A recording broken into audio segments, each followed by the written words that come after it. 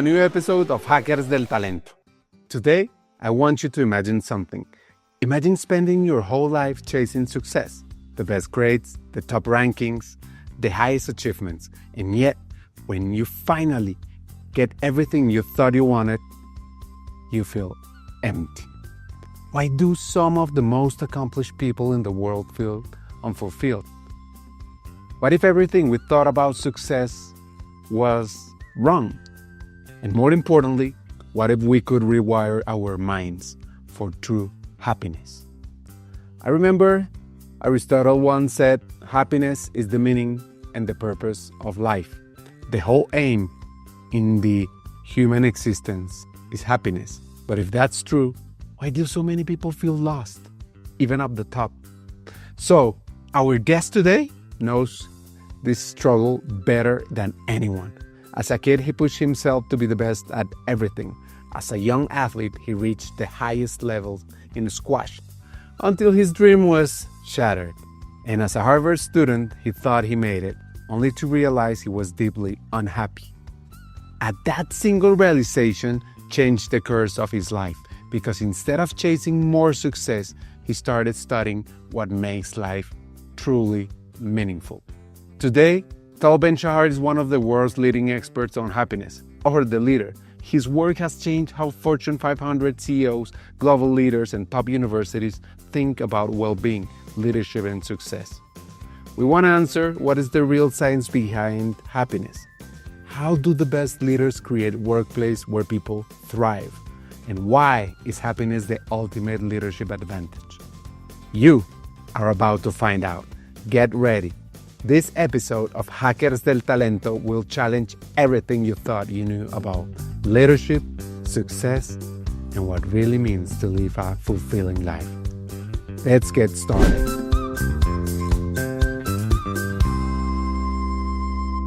We've been stuck on the same side of the cassette for too long, playing the same old song about maximizing employee output to boost profits. But what if companies ask a different question? Instead of, how can I squeeze more out of my employees? What if they focus on longevity, on well-being, on human potential? What if they saw people not as a resource to extract, but as lives to elevate? I've read the books, I've seen the research, but when I look around, I still see the same story. CEOs looking to short-term profits, even as they preach sustainability. They talk about purpose, they drive cultures that burn people out, they demand innovation, yet create environments where people are too exhausted to think beyond survival. And here's the proof. Every time I post on LinkedIn about toxic leadership, it goes viral. But when I talk about the future of leadership, about HR as the engine of transformation, it's just another post. Why? Because people are feeling the pain, but they don't yet believe in the change. So, my question is this: how do we wake up companies to their true role, not just as profit makers, but as architects of human flourishing? How do we shift the narrative from extraction to elevation, from burnout to belonging? Because if we don't, we're not just failing employees, we are failing the future. What too many managers do not realize is the fact that well-being and happiness are not just nice to have. They are actually a competitive advantage. There is they say about the Quakers. The Quakers came to North America started coming in the 17th century. And they say about the Quakers who came to North America, they came to do good and they ended up doing well. They came to do good and they ended up doing well. And what this points to is the idea that to do good, or to be a good, moral, kind manager, will also, in the long term, not always in the short term, but in the long term, will lead you to doing well. especially in the 21st century. So in the 20th century, certainly in the 19th century, if you paid your employees well or enough, they would do the work. But today, when we have, a knowledge and information economy, when you need more than just the body of your employee, you also need their mind, which means their creativity and innovation. You have to think about psychology, not just physiology. And what I hope more and more managers are realizing, what I know more and more managers realizing, is that to make the most profits, to be the most successful, you have to also think about the currency of happiness. So there's nothing wrong with a company wanting to be profitable. A company doesn't survive without it.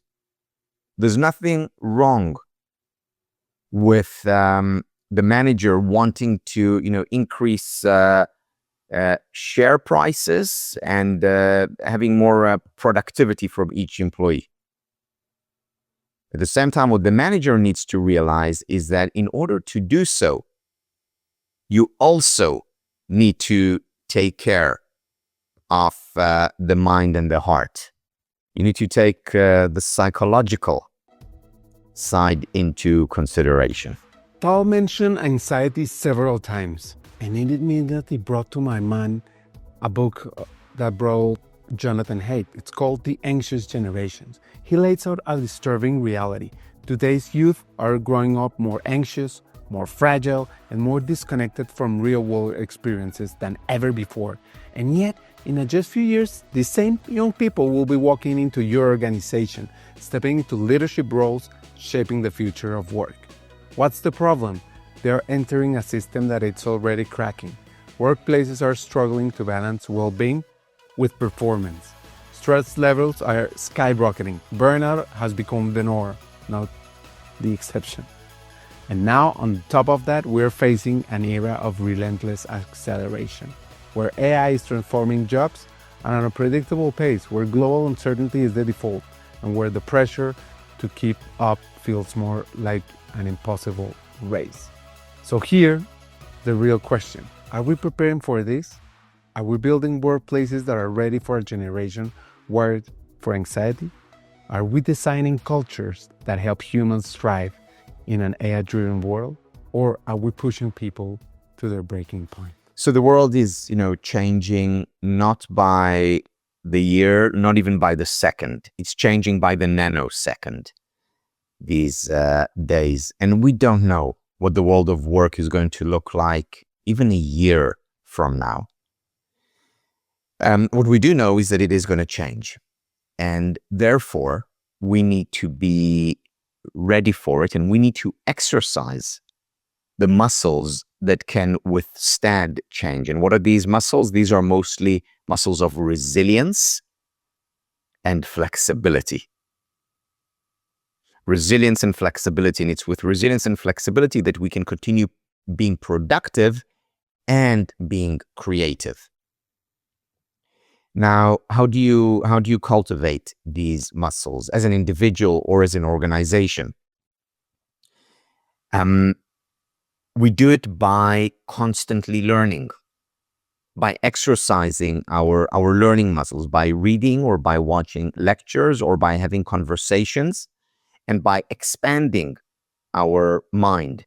It's by cultivating our muscles of concentration, which is something that we're not doing. In fact, we're deteriorating. Many of my colleagues and I who teach in academia, we know that the attention span of students has really suffered over the past 20 years. Why? Because people are no longer reading books. People are browsing web pages, just reading the headlines. So what we need to do is we need to exercise these concentration muscles, whether it's by going back to reading books slowly and deliberately, whether it's through meditation or other forms of mindfulness practices. Physical exercise is very important. There is a strong connection between physical toughness and mental toughness. And if people are just sitting all day long or watching, TV or spending time on social media all day and are much more sedentary, they move much less, that's a problem, not just for their physical health, also for their mental health and for their physical and mental resilience and their ability to function at the highest level. So, when managers encourage their employees to work out, when they lead by example and exercise, they're not just helping their and others' physical health, they're also improving their mental health and they're making them better employees. Doing good and doing well. Let's stop this conversation for a moment. Imagine being a kid growing up in a tough neighborhood. Home isn't safe, no warmth, no one to guide you. But then you go to school and there she is, a teacher who sees you, truly sees you. She greets you with a smile, listens when no one else does, believes in you when you don't even believe in yourself. Tal Ben-Shahar's mother was that teacher. For over 40 years, her students didn't call her Miss or Professor. They called her Mom, because for many of them, she was the only stable, loving figure in their lives. Here's the lesson for leaders. Leadership is about telling people what to do. It's about who you are to them. Do people feel safe coming to you with their problems? Do they value, seen, and hear? Are you a true presence in their life or just a little title on an organizational chart? The greatest leaders are the ones who create spaces where people feel they belong. Now, let's hear his parents' story. So, Ricardo, I believe very much in hard work. So most of the things that we achieve in our lives depends on the effort, the time that we put into it. But there are certain things that we have no control over and that we're either lucky or unlucky. And I consider myself to be extremely lucky with the parents that I had. And specifically with a combination of the parents that I had. So both my parents are scientists. My father is an engineer. My mother is a microbiologist. But they were very different. Both of them are loving, which is, of course, the most important thing in parents. However, my father, from a very young age, was teaching us. I could read and write when I was 3 years old. He was always teaching us the names of cars and telling us stories about history, reading the Bible or reading other books with us. And that, by the way, continues till today. He's in his 80s and he's a fount of knowledge. And he does the same with his grandchildren today. So that was my father. My mother, in the dictionary, if there is the word kindness, her picture should be next to it.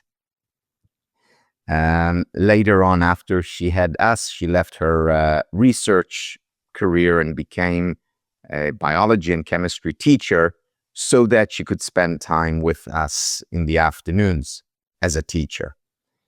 And many of her students, for her 40 years of teaching, would call her, and not by her name or teacher or miss, they would call her mom.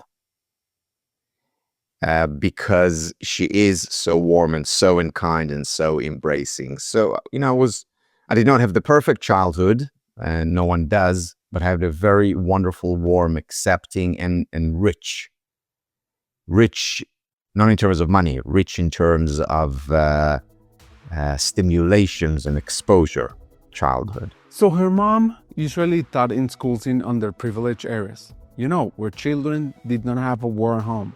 Loving parents were often extremely poor. and her mom provided a very stable and loving figure in their lives, very often the only one. So, he was born and raised in Israel, just in a small town outside Tel Aviv. He said his childhood wasn't perfect. Why was that? For many reasons. One reason is I was my mother said I had my teenage years when I was 6. And I was unruly, and I ran away from home when I was 7, and decided to start up on my own. And I used to get into many fights. I had a lot of aggression in me. But I think probably the dominant unhappy experiences came from anxiety. So, looking back on my life, today I know as a psychologist, I wasn't clinically anxious, but I did experience anxiety. Part of it revolved around, being the best student or the best athlete. So I would experience it in the sports field or on the court. Some of it came around school. So, I had my fair share of challenges, but challenges that ultimately got me to do what I'm doing today. Tal was 9 years old when his family moved to South Africa. He didn't know what apartheid was until he lived there. One day, he was playing football, or soccer as we call it in Latin America, with the gardener's son in his backyard. Just 2 kicks, kicking a ball. Then a neighborhood called his parents. Your son shouldn't be playing with that boy. His parents were stunned.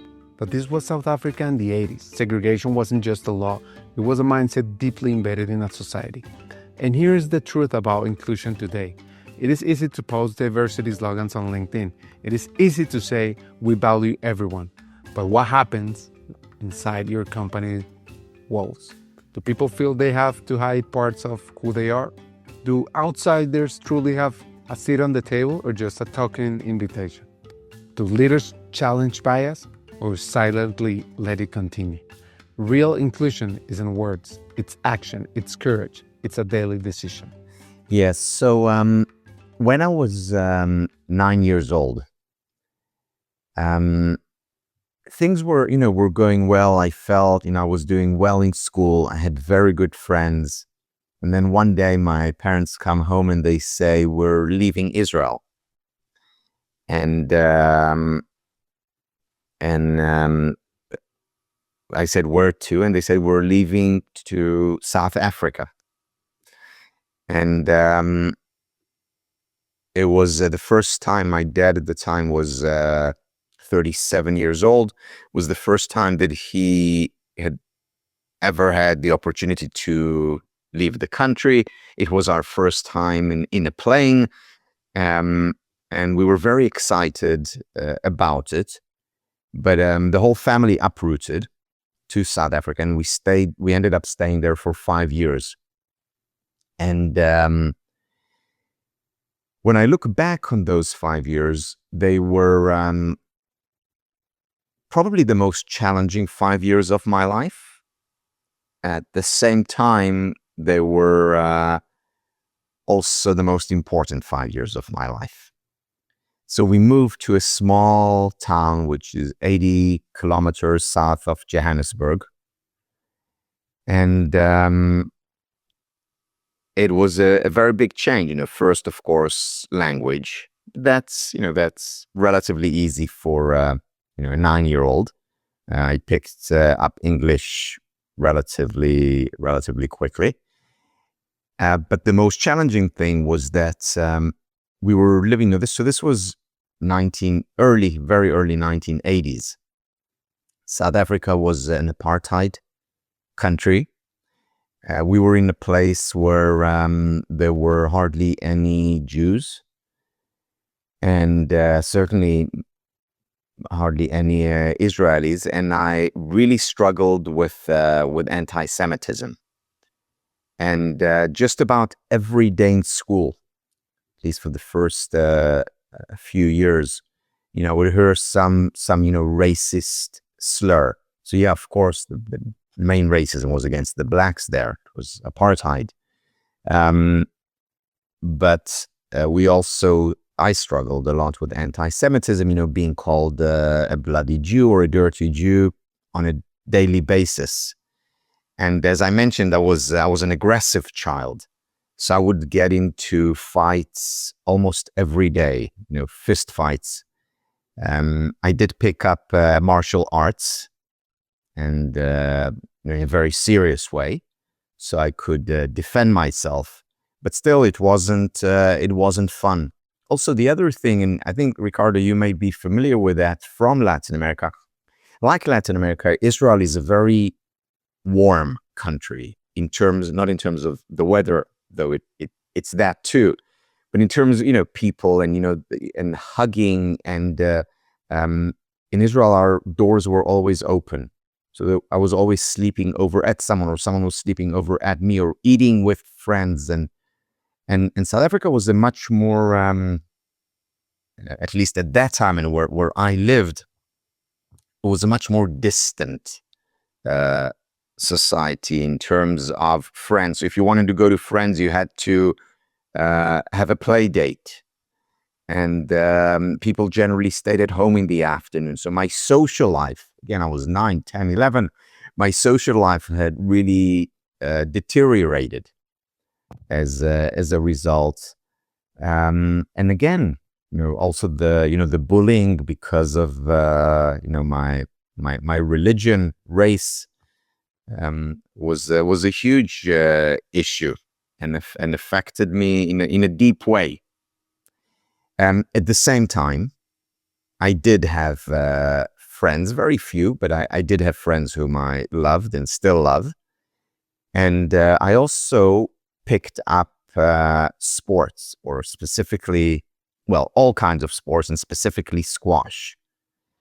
And the reason why I picked up squash, it was a sport that I was relatively gifted at, but B, you could also play on your own. So I would get onto a squash court, and every day for 2 to 3 hours, just hit the ball up and down the wall over and over again. And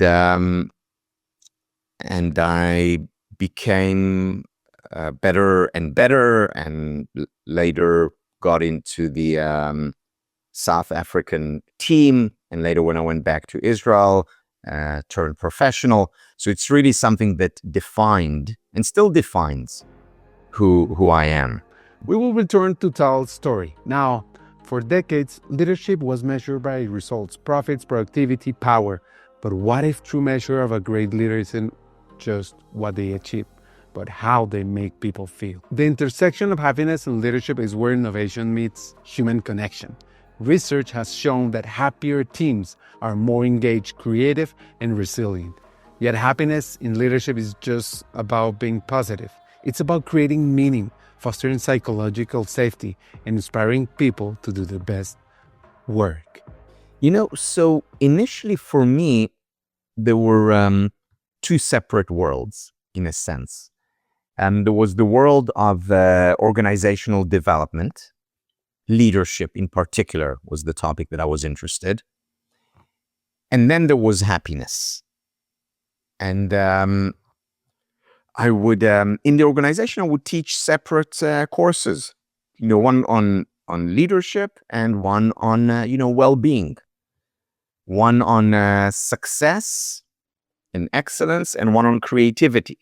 So I really separated the two worlds. And also, I'm fast forwarding now to 2005, when I taught at Harvard. I taught 2 classes.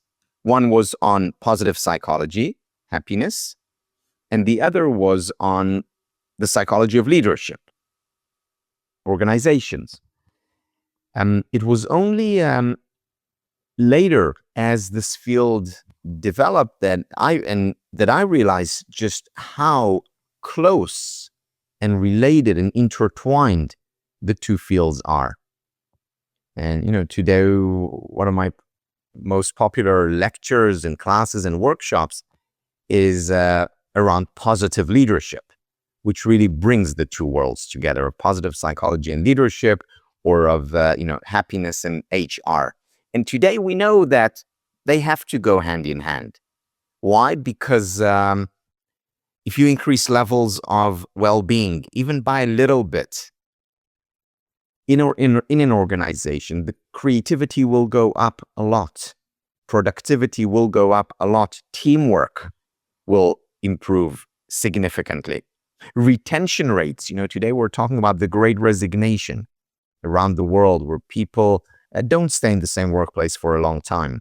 Well, you increase their levels of happiness, they're much more likely to stay. So today we know that happiness is a competitive advantage. At first, it seemed obvious. Belonging is part of our relational pillar. But the more I thought about it, the more I realized belonging is the invisible thread that holds the entire model together. Spiritually, we thrive when we feel connected to something greater to ourselves. A shared mission, a sense of purpose, it all starts with belonging. Physically, our health is shaped by our relationship. Loneliness and stress break havoc on our bodies, while a strong support system strengthens resilience. Intellectually, we grow best in communities that challenge and inspire us. True learning happens in environments where we feel safe to ask questions, fail, and try again. Emotionally, knowing that we're seen, valued, and supported give us the foundation to handle life's uncertainties. So here is the real question. Are we designing workplaces, teams, and culture where people truly belong? Or are we just creating spaces where they feel like they have to fit in? Because without belonging, well-being is just a theory.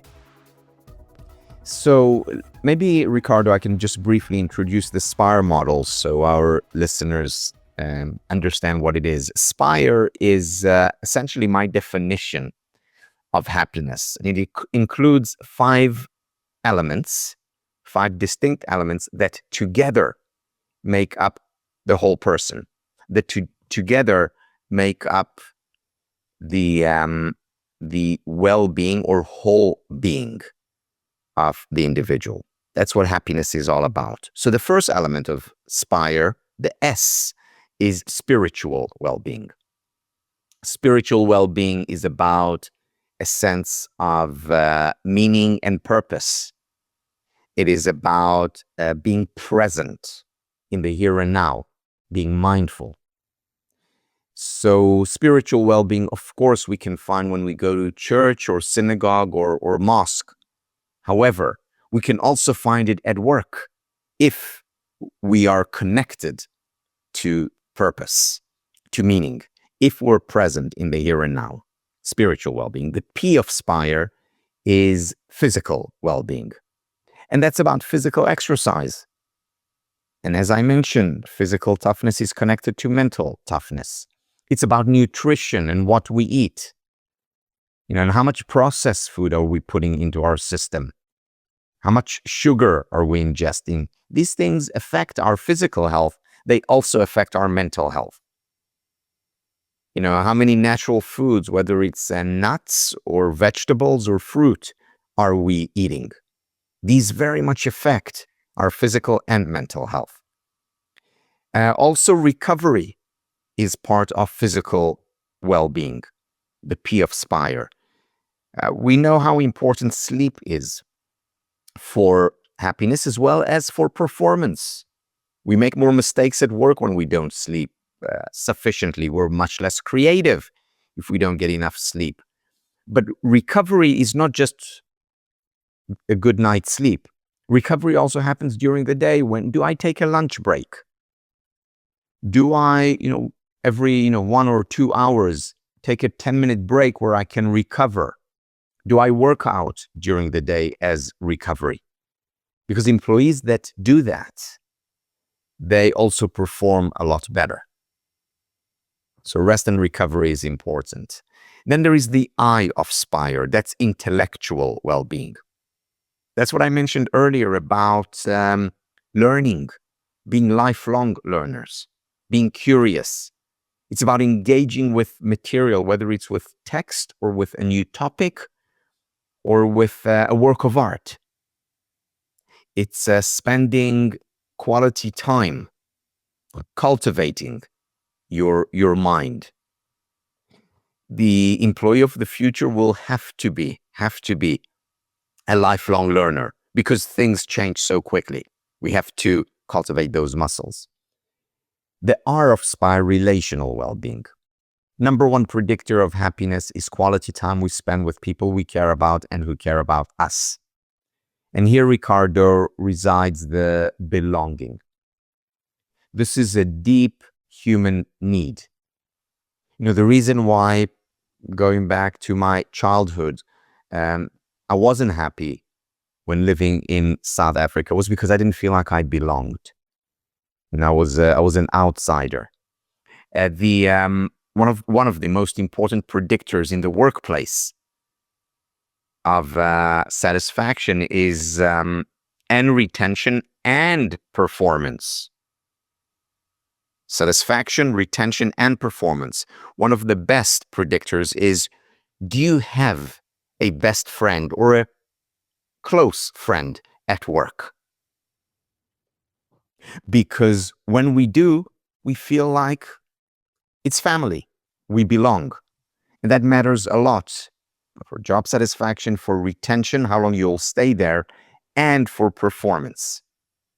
So managers need to think about that. How do you create a community? Ricardo, my organization, one that I founded, is the Happiness Studies Academy. And we have, thousands of students from, all over the world, from almost 100 countries. And I always tell my students the following. I say to them, look, the material that you learn here is great. But that's easy. How can it not be great when I teach Aristotle and Helen Keller and Martin Seligman and Sonia Lubomyrsky, the great psychologist, and David Cooper-Ryder? That's easy to introduce them to great material. There's an abundance of that. But I said to them, the most important thing about the Happiness Studies Academy is the community that we're creating. That whether we have an HR manager who's taking our certificate program, or a school teacher who's doing our master's program, or a future professor who's enrolled in the PhD in happiness studies. The most important thing is that we get together, whether it's online for webinars or whether it's for our retreats that take place 2 or 3 times a year. Yesterday I returned from Mexico City, where we had a retreat for our community. A few months ago, we were with Martin Seligman. Exactly. A few months ago, we were in Colombia, in Cartagena, for a retreat. In January, we'll be in Beijing. So we get together a lot. And that's when a sense of belonging develops. Number one predictor of happiness, and again, it predicts performance and well-being, is the sense of community, the sense of belonging that you create in your organization. Kindness is a very important part of relational well-being, of course. And part of kindness, and this is especially relevant for managers, part of kindness is listening. Being there for your employees. An HR manager, it's perhaps the most important thing that they can do. Learn to listen. And then the E of Spire is emotional well-being. And when it comes to emotional well-being, it's important to learn to deal with painful emotions, whether it's anxiety, whether it's sadness, whether it's anger, whether it's frustration. Learning to deal with these emotions, accepting and embracing them. And then also learning to cultivate pleasurable emotions, like gratitude, like joy, like love, like excitement. These are also critical. So we have the 5 SPIRE elements: spiritual, physical, intellectual, relational, and emotional. I love this because it's real. Our listeners are HR leaders from all over Latin America, the US, and for some reasons, even in Senegal and Sweden. I don't know what happened with the algorithm, but hey, welcome. And here's the big question: how can HR leaders truly elevate belonging, performance, connection, and humanity in their teams? Because, let's be honest, CEOs in the C-suite don't always buy into this easily. Culture, well-being, psychological safety, they not. But when budgets are tight, these are the first things on the chopping block. So let's make it practical. Yeah. So the first thing, you need to make your case. Meaning, you have to show the C-suite the research. If I tell my a company, C-suite, I tell them, look, I can come over and increase levels of happiness, they'll say, wonderful. Why don't you come for our Christmas party? Sort of as entertainment.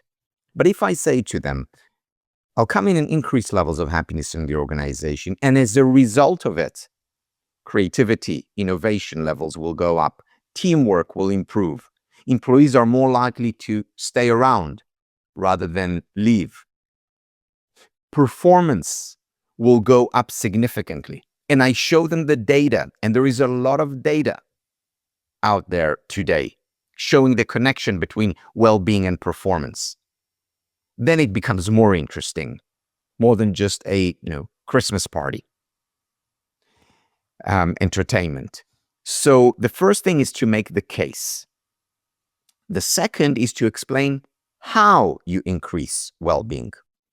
And I have pictures of many of my teachers on the wall right in front of me, and one of them is Richard Hackman, who's considered one of the great organizational psychologists in history. And he would always tell us that the most important thing for organizational development is not telling people what to do, but creating the conditions that will help the right things happen. And the analogy that he would use was, take a seed. A seed has a lot of potential in it. Now, when you put it in the ground, you don't say to it, okay, grow, grow, grow. That won't work. Instead, what you do is you put it in the ground and you create the conditions for growth.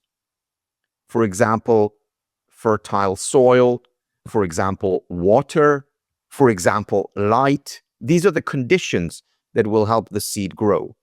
Now, will it grow every time? No. But you increase the likelihood that it will grow. It's the same with people, whether we're talking about our children or whether we're talking about our employees. How can you create the right conditions for growth? Now, what are they in today's workplace? One of those conditions, perhaps the most important one, at least that's what the research shows us, is psychological safety. This is an idea that it was introduced by one of Richard Hackman's students. We were both his students. Amy Edmondson, who today teaches at Harvard Business School. And she talks about psychological safety as the feeling, the sense of employees that it's okay to take risks within boundaries, but it's okay, that it's okay to fail, that it's okay to say, I don't know, or I made a mistake, and you would not be chewed up or shot down for that. And in organizations and in teams where the employees feel a sense of psychological safety, they also end up being a lot more creative, a lot more productive. These are the best teams, the best organizations. Recently Google wanted to identify the best teams within the organization. Now, Google hires people for their ability to work in teams because they know how important that is. So they have great teams throughout the organization. But they wanted to identify the best of the best and to better understand what's unique about them. Now, Google knows how to do analytics, how to do research, and they did. And out of hundreds and hundreds of teams, they identified the very best, the cream of the crop, the elite teams. And they looked for what is unique about them.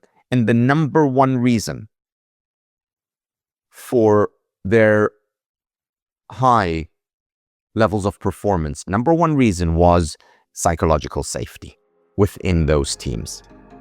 I think we're witnessing something massive in the world of work, a breaking of outdated paradigms that have shaped the way we think about our jobs, our workplaces, and even our relationship. Take this one. You don't have friends at work. Really? How could you not? You spend more time with your colleagues than with your spouse, your parents, and even your kids. And when you zoom out, it makes even less sense. Our ancestors thrive in a tight-knit communities where work and life were inseparable. So why have we been told to separate them? Or take this one. Leave your personal problems at the door, as if you could flip a switch in our brains and compartmentalize our emotions perfectly. No psychologist has ever found that magic formula. Trust me, your struggles at home will impact your performance. Your stress at work will follow you home. It's human nature. And yet, this outdated belief persists. They challenge rewiring the narrative, especially for C-level leaders and the next generation. We need to shift from rigid, industrial era mindsets to a more human-centric approach to work. Because the truth is, work isn't just where we earn a paycheck. It's where we build, create, connect, and grow. It's time we start treating it that way. Let's talk about psychological safety. Yes, it's exactly that. And one of the conditions that you want to create for in the workplace, one of the conditions is the condition that will create community.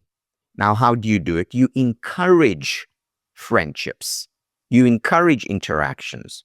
You have company events are not just important because they're a way to reward the employees. Company events also lead to better performance because you're creating a community. You're increasing levels of well-being.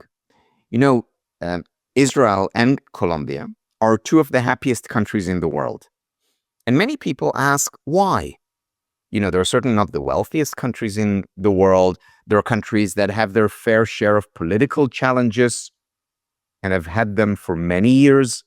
How come people are, in comparison, relatively speaking, much happier, say, than North Americans are, or than Singaporeans are, or than Germans or British are? One reason and one reason alone, and that is social support, community, friendships, the emphasis on family. In other words, relationships. Now, if you also think about the fact that when you increase levels of happiness, you also increase productivity, creativity, teamwork, performance, then if you can create that kind of community within your organization, you will perform a lot better. In other words, not only will you have a happier organization, you will have a more successful organization. Two sides of the same coin. Una empresa cuya líder de talento humano es fuera de serie, muy probablemente es una empresa fuera de serie. En Hackers del Talento creemos en el potencial de talento humano, en buscar desarrollar esas personas fuera de serie que van a transformar sus organizaciones y América Latina. Cuando empezamos el podcast, muchas personas me escribieron preguntándome cómo ser un hacker del talento. Luego de analizar las entrevistas, identificar 35 características y profundizar sobre los retos y necesidades y futuro de las áreas del humano en América Latina, decidimos crear la Academia Hackers del Talento Latam. Es un programa único de formación 100% online para aquella persona que quiere liderar el futuro del talento en nuestra región. Un programa donde los profesores son hackers del talento, CEOs y CHROs de compañías maravillosas con una gran experiencia. Un programa donde te conectarás con estudiantes maravillosos de todos los países de América Latina. Así que aplica ahora a la Academia Hackers del Talento Latam. Imagine stepping into a world where everything is divided by law, by skin color, by an invisible but unbreakable wall of fear and power. A world where the streets are split, the schools are split, the future itself is split. This was South Africa in the 80s, a nation ruled by apartheid, a system designed to segregate, to control, to erase. Now, picture being an outsider, not black, not white, but something in between. An Israeli, a foreigner, navigating a country that saw everything through the lens of race. To the government, you were a visitor. To the white elite, you were useful, but never truly one of them. To the oppressed black majority, you were a question mark, an enigma standing at the edge of a conflict that wasn't yours, but that you could ignore. Walking the streets of Johannesburg or Pretoria, the contrast was undeniable. Yeah. Oh, many times from the very beginning until the end. You know, we were there between 1980 and 1985. So I'll give you an example. We had we lived in a private home, and we had a gardener who would come in once in a while, and the gardener brought his son along. His son was my age, so I took out my soccer ball and we started playing in the garden. And our next door neighbor called my parents and said to them he shouldn't play with him. Or I'll give you another example. Also, with the gardener, this was someone else, but we had lunch, so we were sitting down for lunch, and a friend of ours comes over who was Israeli, but she had been in South Africa for 18 years. She came into the house and she saw us sitting around the table in the kitchen, all of us having lunch, you know, with the gardener and I don't remember if his son was there or not. You know, she runs in and she quickly, you know, shuts the curtains in the window. And she said, "You can't see that you're doing that, you know, eating together with them." So the segregation was so strong, you know, later on. And by the way, this is also, I remember that I was 14 or almost 14. This was the reason why my parents eventually decided to leave. This was the straw that broke the camel's back, because there were, you know, other reasons to go back to Israel, to go back home. But this was Saturday, and my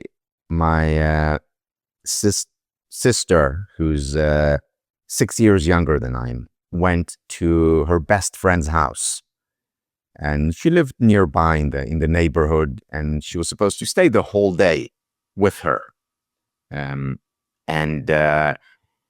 Around midday, like something like 12 o'clock, she comes back home, and my parents say to her, you know, "Teret, why are you back so early? She was supposed to stay, you know, for lunch and dinner.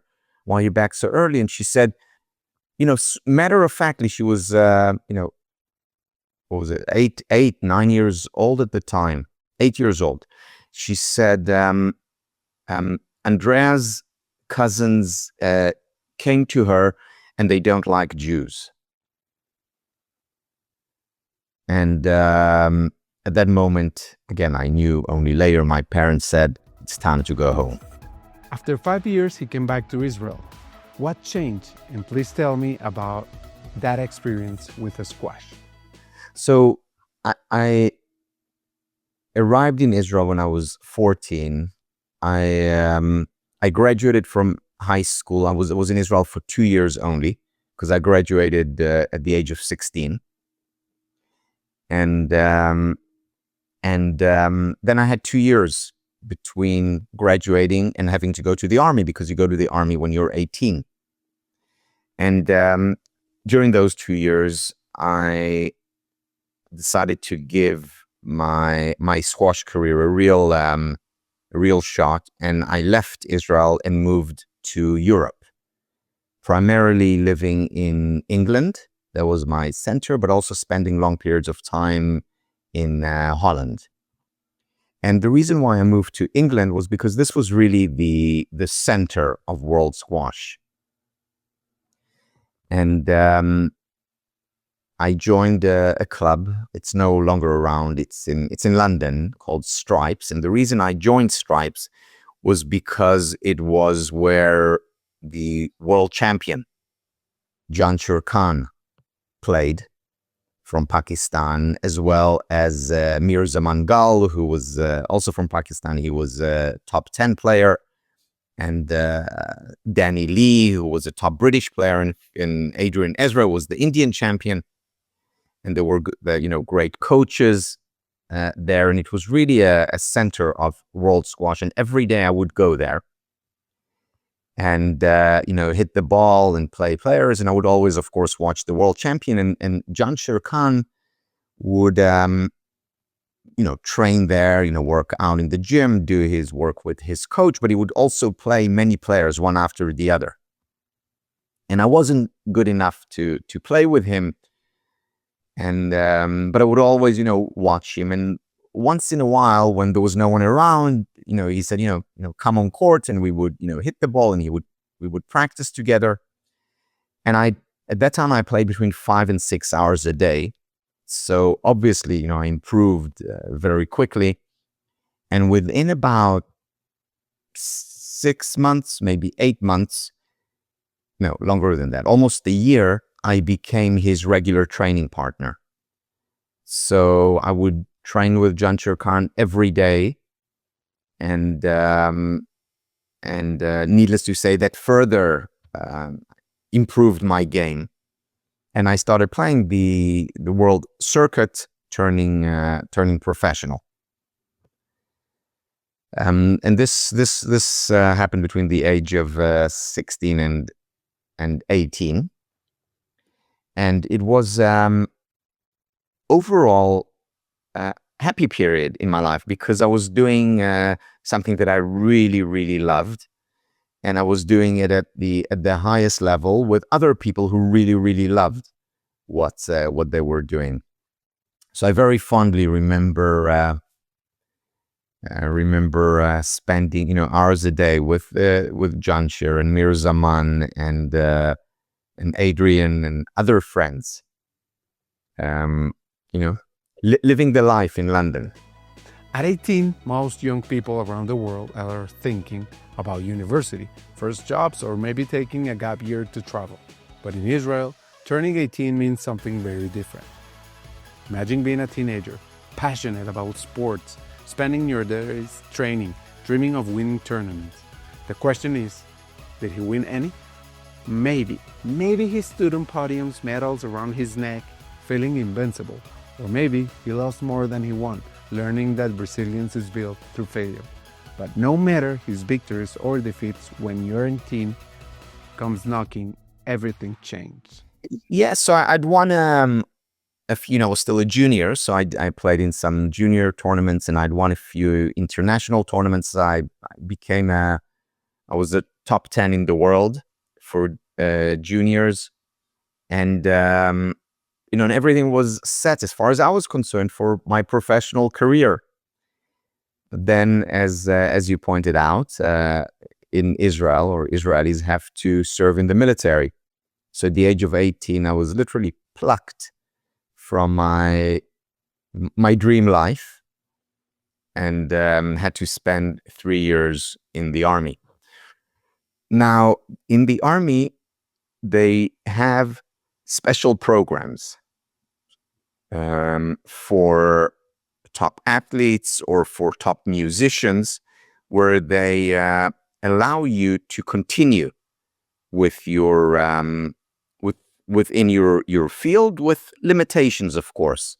And again, today things are very different. So if you're an athlete, you can basically continue playing full time and travel a lot. When I was in the army, it wasn't quite that easy or that supportive, but still I could train not every day, but maybe 4 times a week. So, and the goal was for you to sustain the level. And when you complete the army, when I would be 21, then I could leave and continue my career. And it's not ideal, far from ideal, because 18 to 21 is a critical age for sports development, especially when you're playing at a professional level. But still, I was able to not improve but sustain the level. And then in when was it? I think it was 1990. Yes, August of 1990. I'm serving in the military, and suddenly war breaks out. Specifically, it was Saddam Hussein invaded Kuwait. I think it was August of 1990. Now, the Israeli military goes on alert, of course. And at that moment, when the military is on alert, all benefits are revoked. In other words, the benefits that I had being an athlete were taken away. And I became, like everyone else, a full-time soldier. And the alert was sustained until February, I believe. So from August until the end of February, I basically didn't play squash. I was just in the military. And then when the war came to an end in February, I went back to training. But then within 2 weeks, I got injured. And, I rested. It was a back and groin injury. I rested, I had some physiotherapy, and then went back to training. And then a week after, I got injured again. And again, physiotherapy, got better, went back to playing, a few weeks later. And then after 2 weeks, the same injury comes back. And that happened many times over a period of a year, where I would constantly get injured. It was the same injury, lower back and groin. And I had, x-rays, and I went, to the number one expert in Israel. And this only happened after a year, because initially I thought, okay, I've been injured before. Every athlete gets injured. But when it didn't go away, I went, to the expert on, and they x-rayed my back. And what they found was that 2 of my vertebrae were misaligned, specifically, L4 and L5. And in hindsight, and this was only a couple of years later, they understood what happened. What happened was, squash, like tennis, is a one-sided asymmetrical sport. So one side, and again, had I known this, obviously I would have trained differently, but one side became a lot stronger than the other. And even though I did go to the gym and my left side was, I worked on my left side as well, it was mainly my right side that became so much stronger.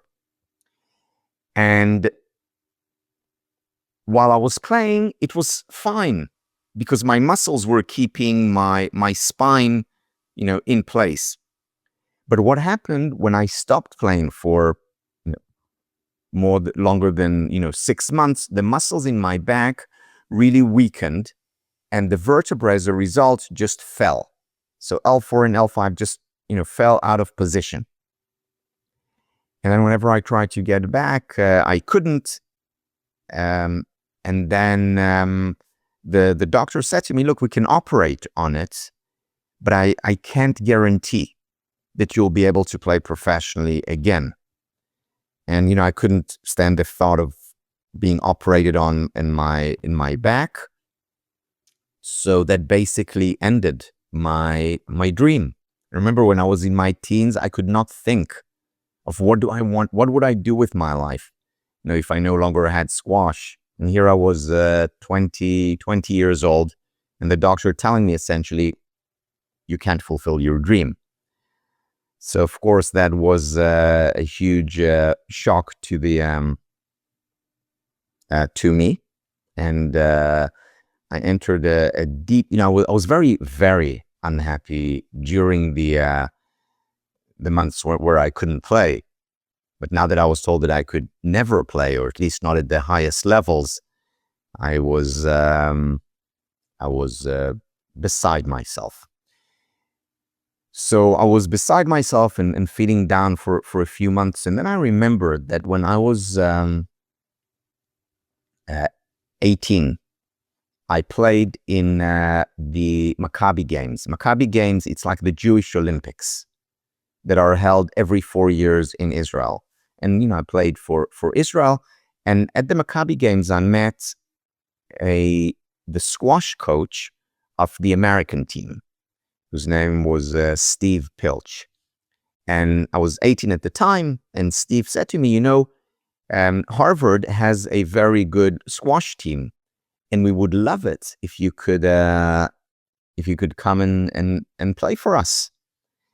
And he knew that I was a good student at school, so he said, this is a perfect fit. You could play squash, and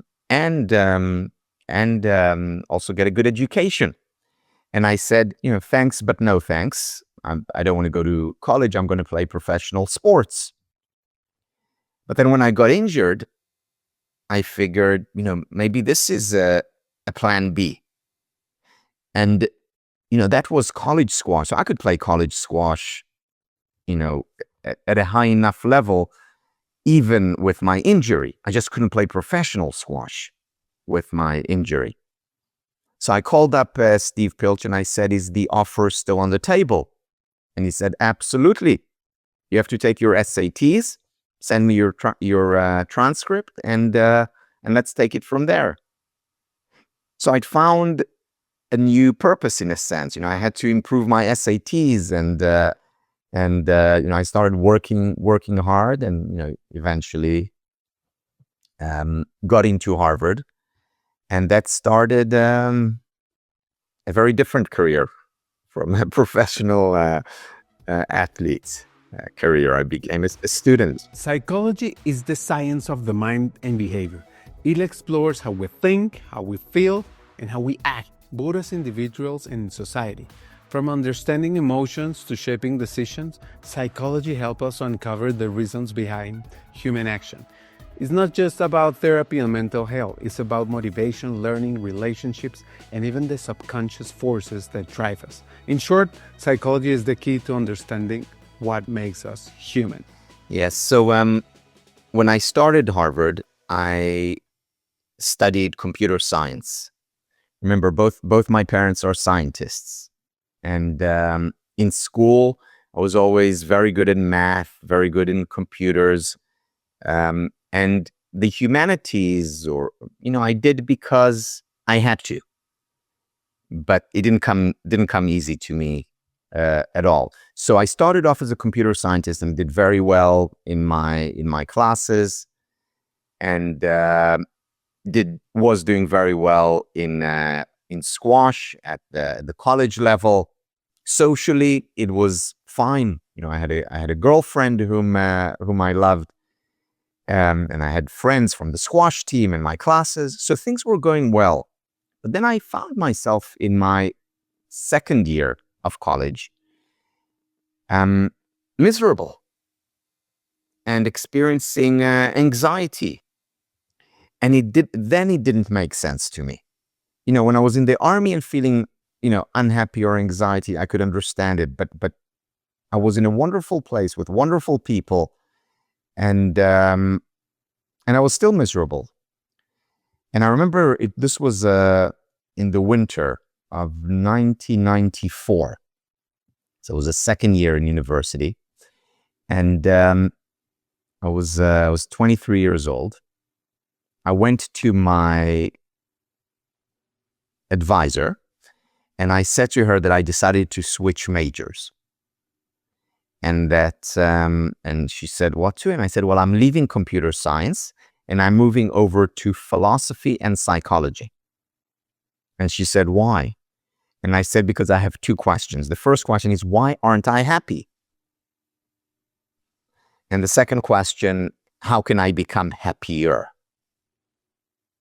And it's with these two questions that I went on to get my undergraduate degree in philosophy and psychology. And these are the two fields that until today I'm studying and teaching. Do you want to know when did he fall in love for HR, psychology, and teaching? Very much so. So after graduating from Harvard, I went to Cambridge in England to study education. And then I took 2 years off. And during those 2 years, I worked in HR, in organizational development. And this wasn't the first time that I worked in this area. When I was a student, every summer, I would fly to Singapore, where I got a summer job in a shipping company. And initially, I started off in that shipping company as a management trainee. But very quickly, I realized that what I was really interested in is HR, working with people. So I was put in HR and gradually became in charge of training. And it was a shipping company, so I would spend a lot of time on ships working with the crew. And I worked it was an international company, so I worked in the offices, whether it was in Singapore or in India or Croatia and Romania. So I would travel the world teaching. And even though, I did not have a degree yet, I was doing this as a summer trainee, and I was 25 years old. My boss gave me the opportunity to learn and to grow, literally threw me into the deep end. And that's when I fell in love with the whole field of human resource, of psychology, as well as teaching. What are the most common questions someone asks you? Yeah, so people often ask me if I'm happy, because, some of them know my story, know that I became interested in happiness because of my own unhappiness. And they say, okay, so this was 30 years ago. You're in your 50s now. Are you finally happy? And my response to that is that I can't answer this question. Meaning, I don't think there is a point before which we're unhappy, after which we become happy. In other words, it's not a 0-1 binary variable. Rather, it's a continuum. So I can certainly say that I'm a lot happier today than I was when I was in my 20s. At the same time, I certainly hope that 5 years and 10 years from now, I'll be happier than I am today. So happiness resides on a continuum. It's a journey, a lifelong journey that ends when life ends. I've always been an avid reader, something my parents instilled in me from a young age. And there was one book that completely shaped my perspective, the biography of Benjamin Franklin. I was fascinated, not because he was a genius or of his achievements, but because he had a virtue chart, a system he created to track and cultivate his own virtues, one at a time. The more I explore people's stories, great thinkers, leaders, pioneers, the more I realize that virtues are at the core of a fulfilling life. They aren't just abstract ideals. They shape how we work, how we lead, how we connect with others. So I wonder, beyond models like Spire, Tal, do you have your own way of cultivating virtues? A personal system, a set of principles you consciously track? Do you say, this month I will focus on patience, Or this year I will work on resilience. Because in the end, progress isn't just about external success. It's about who we become along the way. Do you believe in the power of virtues in a fulfilling life? So I too am a big fan of Benjamin Franklin, and more generally, I'm a big fan of biographies. Why? Because you can learn from extraordinary people like Franklin what they did, basic life tools, techniques. And one of the techniques that he employed, and you remember that from a book, is that he had 13, I think it was 13 virtues, and they would follow him from the time he was a young man. He was on a trip from America, on a boat from America to Europe. He started it, and it was with him until his last day, and he lived a very long life. And every week, he would pick one virtue. One week, it could be humility. The other week, it was, hard work or temperance. And for that week, he would focus on that virtue. And every day, he would remind himself of that virtue. And at the end of the day, he would say, yes, I lived with humility or humbly, or I didn't. And every day for over 60 years, he did that. And that's how he became more virtuous. So I employ a similar technique that every morning when I wake up, I remind myself of the kind of person that I want to be. And I don't have the same 13 virtues that follow me my entire life, but they do change, and they're slightly different from what they were 10 years ago. But still, I have daily reminders. It's almost like a prayer. Daily reminders that steer me towards the best version of myself. So one of those reminders is kindness. One of those reminders is accepting and embracing emotions, my own and others. Integrity.